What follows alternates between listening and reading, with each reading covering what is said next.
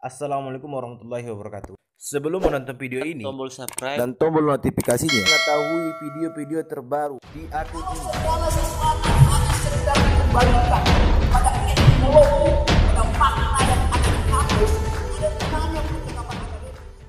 Hari Aksa, itu kita tidak berpanjang lebar. Saya pun sebagai moderator tak mau panjang-panjang, karena memang yang mau didengarkan itu apa? Terima kasih. Nanti waktunya disilakan kepada Bang Robi.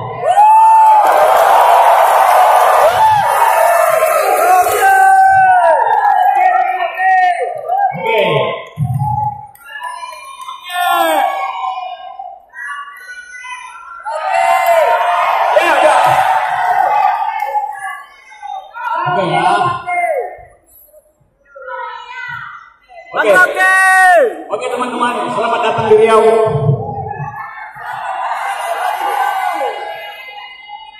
Karena saya merasa bukan tamu, saya tuan rumah.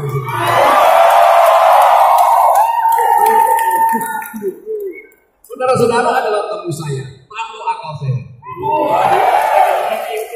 Mereka yang bertamu di rumah akal sehat tidak memerlukan bis berpuluh-puluh buat diangkut.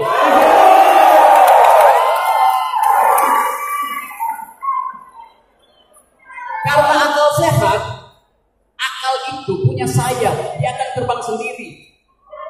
Akal akan terbang mencari akal. Dia nggak punya akal, itu nunggu diangkut oleh bis.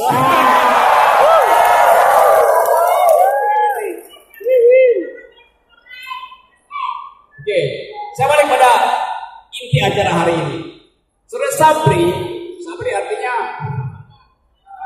Sabri, sahabat para pemberani.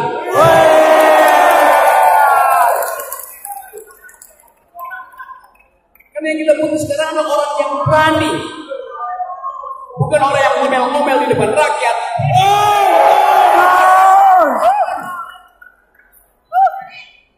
Dan Sabri memilih untuk menerbitkan buku untuk memperkenalkan dirinya, dan itu tradisi bagus buat demokrasi.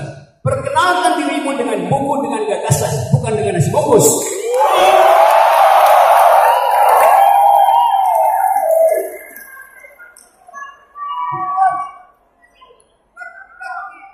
Orang yang memperkenalkan diri dengan gagasan, dia nggak akan marah-marah.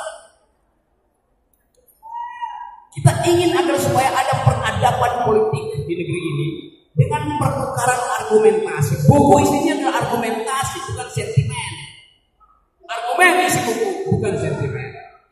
Orang yang nggak punya konsep, dia pasti marahin rakyat. Mengapa kalian menghina saya? Hoax, saya akan lawan kalian. Sabri memilih melawan dengan gagasan. Politik adalah melawan dengan gagasan. Nah, kita ingin kesempatan tahun politik ini berakhir dengan pertukaran gagasan.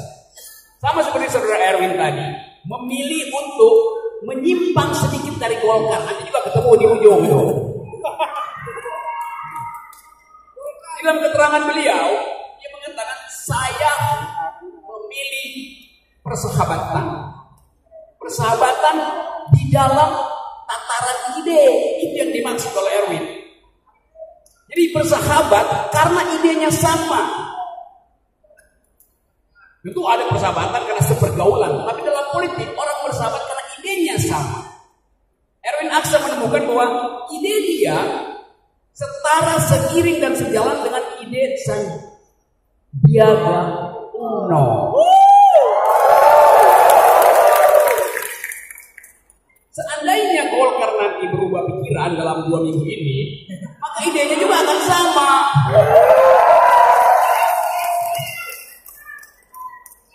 Itu yang dinamakan politik, saudara-saudara. Jadi pertemuan ide. Jadi Golkar ke situ, Erwin pinggir-pinggir begini, nanti juga Golkar kirim, wah idenya bagus, nanti ketemu juga di tikungan berikut gitu. Jadi teman-teman semua, saya ingin tekankan bahwa Riau ini adalah kota yang sebetulnya dari awal sudah bertemu dengan dengan pikiran global karena ada beberapa pusat global di Riau. Karena itu kita mesti olah cadangan pikiran kita untuk kita investasikan bagi Indonesia yang bertumbuh. Kita tidak sekedar mengolah cadangan emas, batu bara, mineral. Kita tidak sekedar mengolah cadangan ekstraktif kita, tapi kita harus mengolah cadangan akal sehat kita supaya kita tidak kekurangan akal sehat. Agar supaya negeri ini bisa bertumbuh. Kalau nggak ada akal sehat, orang hanya bisa pamer wajahnya di depan kamera istana.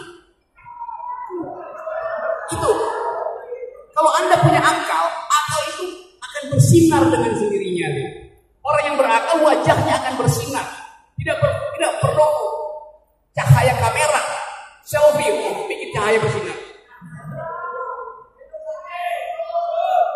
Jadi dari awal saya ingin agar supaya politik itu diajukan melalui sistem gagasan. Nah, kita ingin agar supaya generasi muda terutama memperhatikan agar supaya tidak lagi nanti tersesat di dalam kepura-puraan politik, lalu cari segala macam cara untuk membenarkan diri. Cara terakhir yang akan dipakai adalah mengancam warga negara dengan undang-undang anti terorisme. Itu adalah ide yang sangat gila.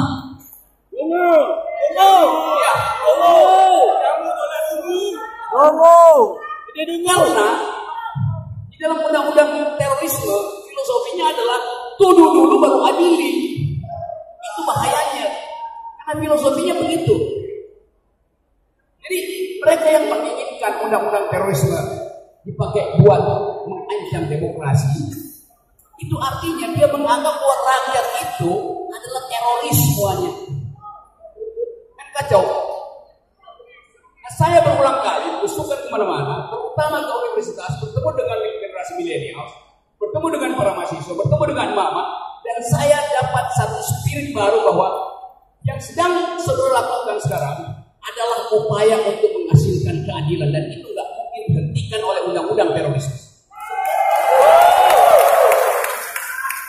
Masa orang mau bikin akal sehat disebut teroris? Masa orang menginginkan stabilitas harga disebut teroris? Masa orang yang pakai panci di atas kepala disebut teroris? Jadi ada jenis ketakutan yang diedarkan hanya karena kekuasaan, petahana, panik dan gugup menghadapi gelombang pikiran baru dari mama dan milenial. Itu bahayanya.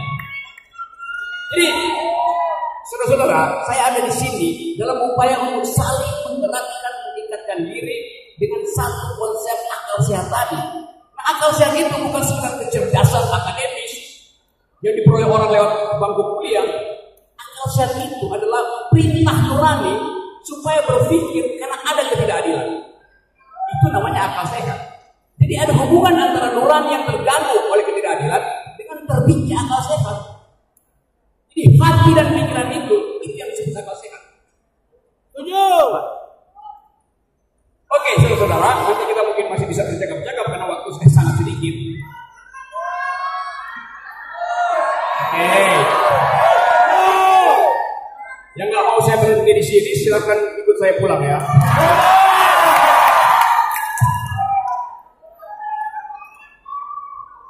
Saya kasih beberapa tips untuk berpikir cerdas. Tadi malam ada kerusuhan di ILC.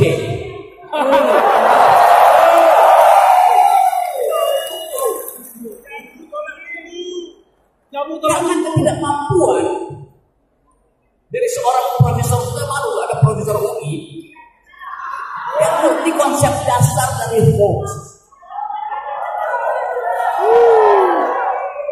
Saya kasih contoh ya, kalau segala sesuatu hanya sekedar dikembalikan pada etimologi, pada makna yang ada di kamus, ada gunanya percakapan akademis. Beliau adalah profesor di bidang manajemen. Saya beri contoh pada saudara. Manajemen itu kata dasarnya, etimologinya adalah manus. Manus artinya tangan. Disebut manajemen karena itu berhubungan dengan cara mengurus perusahaan, cara mengurus negara, cara mengurus LSM, maka disebut manajemen. Manus dari kata manus, artinya menangani manajemen itu. Dari kata dasar manus. Tapi dari kata dasar yang sama, manus, timbul istilah manipulasi dari kata yang sama. Jadi kalau kita sekedar berdasarkan etimologi, saya bisa bilang, oh Anda lulusan fakultas manipulasi. Kacau kan? Bahkan dalam ilmu kedokteran, kegiatan untuk memenuhi kebutuhan seksual darurat datang dari kata yang sama, manus, masturbasi. Itu dasarnya sama katanya. Kalau orang yang belajar etimologi, kan bisa remedialnya nanti. Bukan. Tapi saya mau terangkan bahwa konsep itu ada sejarahnya, bukan sekedar pengertian katanya. Lalu saya bilang, oh saudara profesor mengajar di jurusan masturbasi. Kan kacau kan? Itu pentingnya berpikir dengan akal sehat, memeriksa konsep. Itu saya bisa bicara di sini karena saya tahu saudara-saudara punya basis intelektual yang cukup untuk mencerna konsep.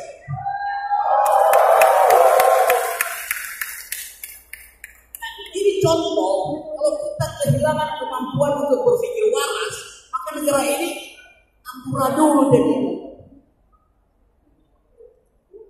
Saya dari tadi nyari apel, tapi nggak ada buah apel di sini.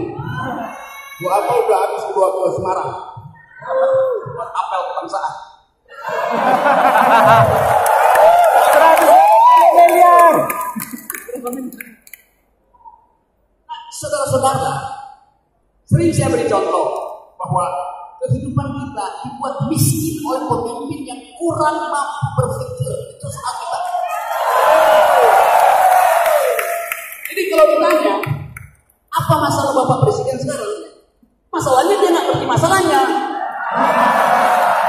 Karena nggak ada konsep yang utuh. Jadi saudara-saudara, kalau seseorang tidak mengetahui masalahnya sendiri, artinya dia sudah harus diganti. Ya, itu saya. Kalau pemimpin tidak punya konsep, maka dia akan disetir oleh mereka yang punya ambisi untuk mempertahankan bisnis yang tipu-tipu, birokrasi yang busuk. Jadi kita ingin agar supaya kepalanya harus ada isinya. Kepala negara disebut berkepala kalau kepala ada isinya. Saya nggak melihat, saya mau terangkan itu sebagai substansi dari bernegara.